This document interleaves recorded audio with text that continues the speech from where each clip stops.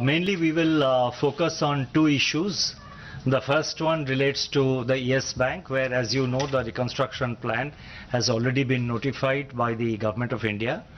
And the second issue we will deal with is certain aspects related to the fallout of the coronavirus, the fallout of it in India and its impact on the Indian economy.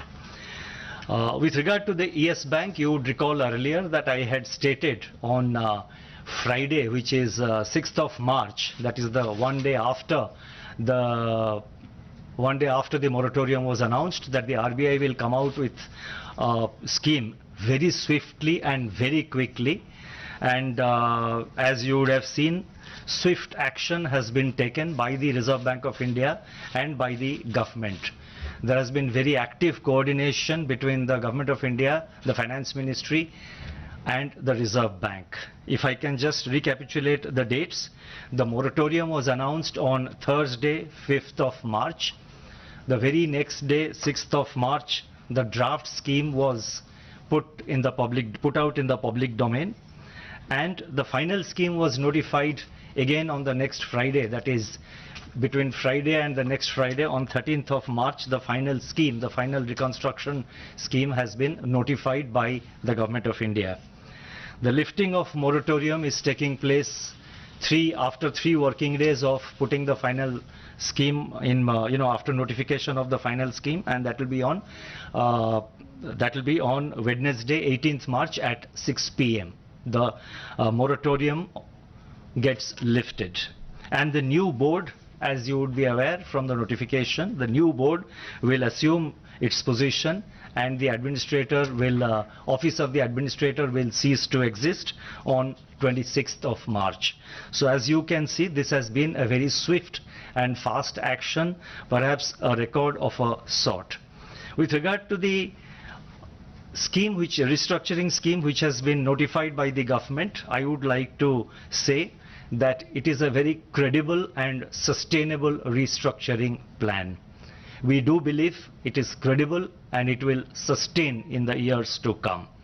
It is also an instance, perhaps the first of its type, it is also an instance of public-private partnership for revival of a private sector bank.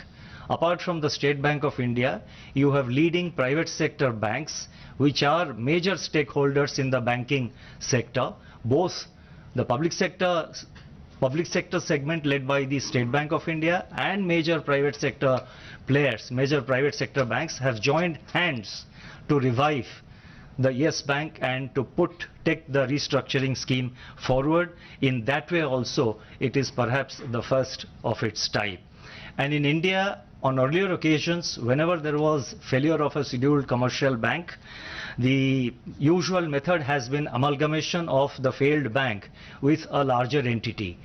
This time we have not done so. This time the identity of the Yes Bank, the bank which is in difficulty, the identity of that bank is retained, and the investors are the banks which have come forward.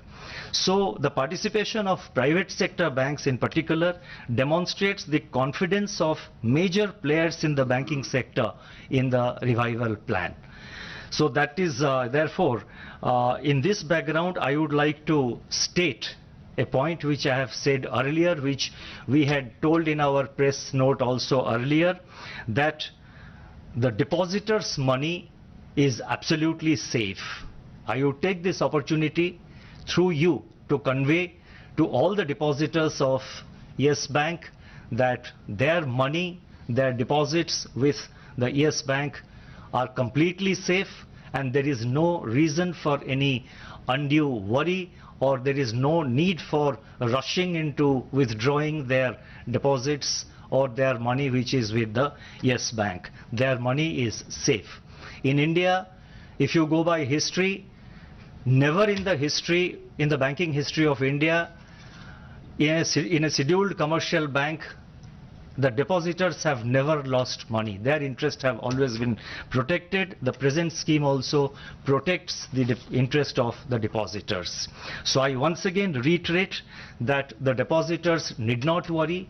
Their money is safe after 6 p.m. on Wednesday, which is 18th of March. They can draw their money, but there is absolutely no reason for them, no need for them to go for panic withdrawal or for getting unduly worried.